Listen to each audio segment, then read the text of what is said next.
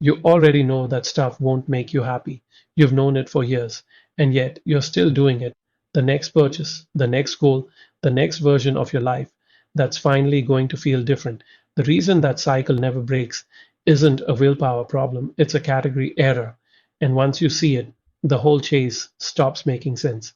In this video, I'll show you number one, why the happiness you've been chasing is a specific type that's biologically designed to fade and why no amount of it will ever be enough. Number two, what the Vedic tradition identified as the difference between pleasure that expires and a deeper contentment that doesn't, and what modern psychology accidentally confirmed about this 3,000 years later. Number three, a concrete daily practice that moves you from knowing this intellectually to actually feeling it in your body, because insight alone won't close that gap. Let's get into it.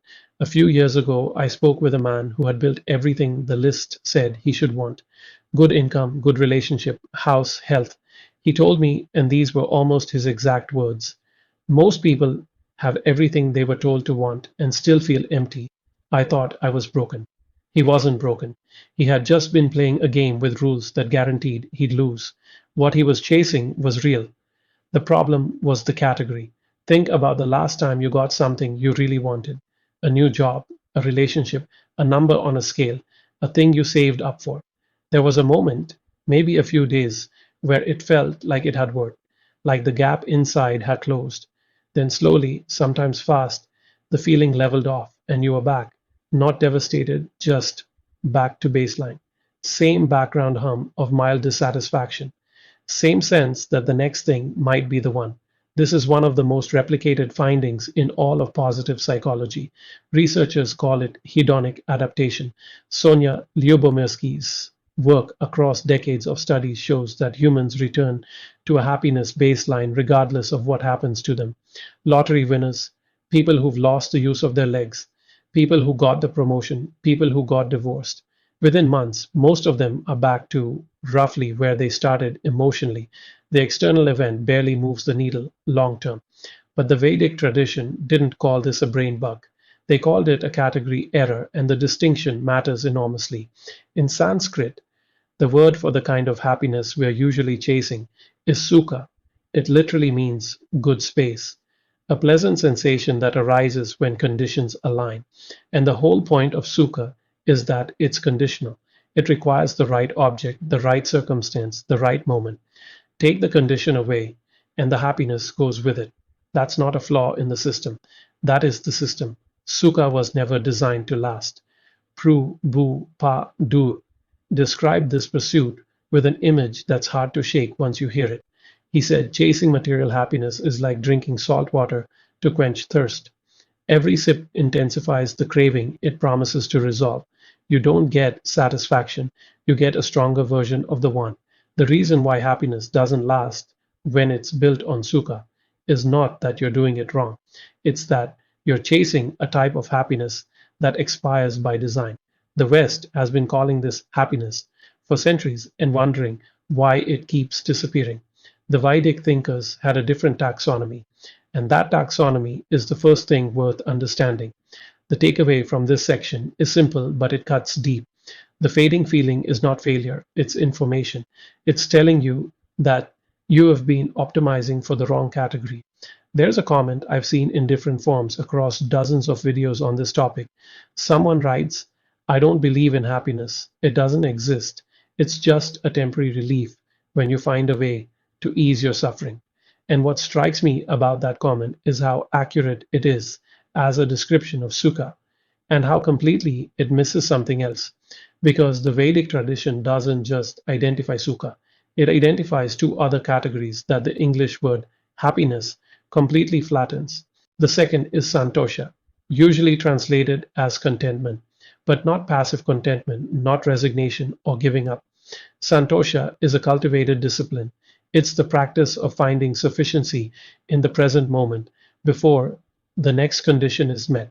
The Yoga Sutras list it as one of the niyamas, the internal observances, which means it's something you train, not something that happens to you. Modern psychology landed on something very similar through a completely different route. Leo Bomirski's research found that roughly 40% of your happiness set point is within your control, not through circumstances, but through what she calls intentional activities, gratitude practices, meaning making, acts of contribution. These are not mood boosters. They're the internal practices that actually shift the baseline. That's Santosha in a lab coat. But there's a third category, and this is the one that no competitor in this space talks about: Ananda. Ananda is the word Prabhupada returns to again and again. It doesn't mean happiness as a feeling. It means the inherent nature of the soul itself. The Vedic view is that the soul's essential quality is Sat Chit Ananda, eternal, conscious, and blissful. Not blissful because conditions are right. Blissful as its ground state, the way water is wet, not because of what's in it, but because of what it is.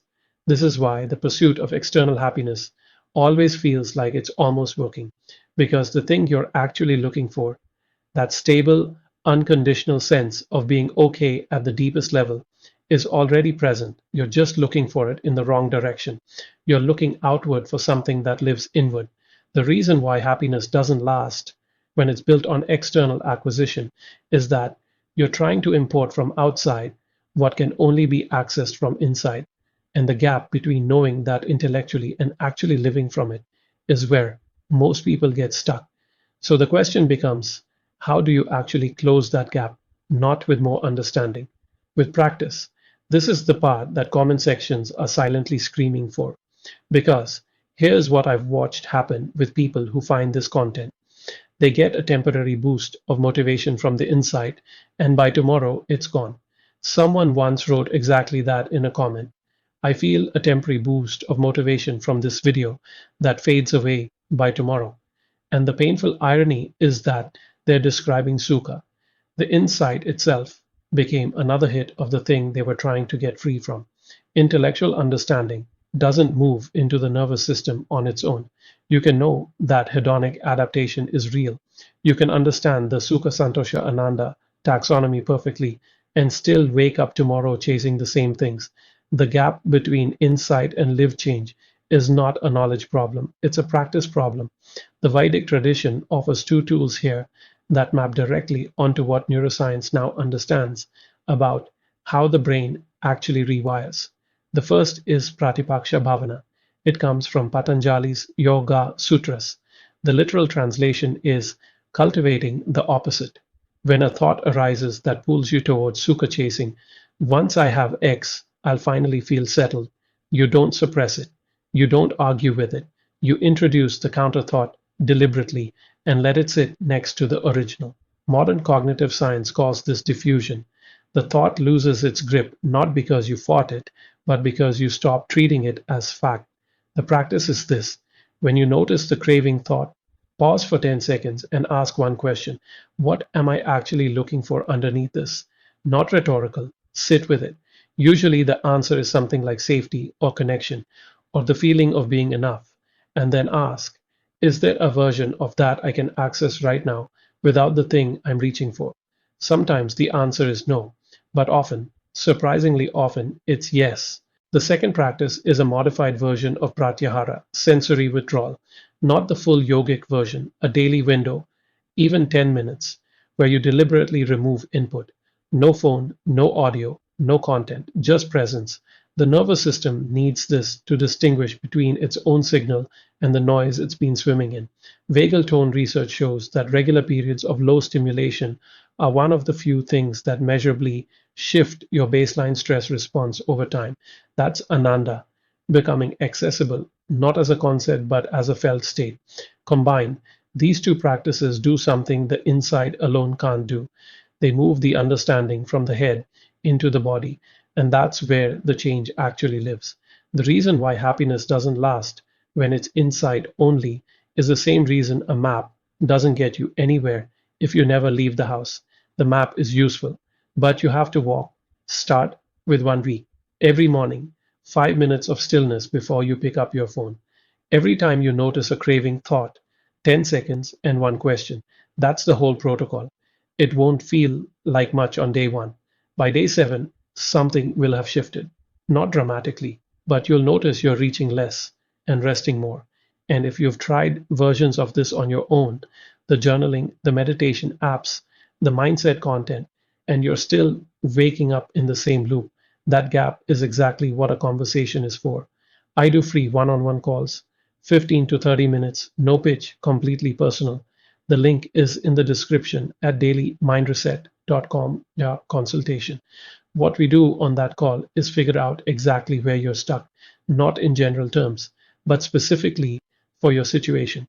You'll walk away with a clear next step, whether we ever talk again or not. If you have been circling this material for a while and the insight isn't translating into your actual life, that's the conversation worth having. Subscribe if you want more of this. We go deep on the Vedic frameworks and the science behind them every week.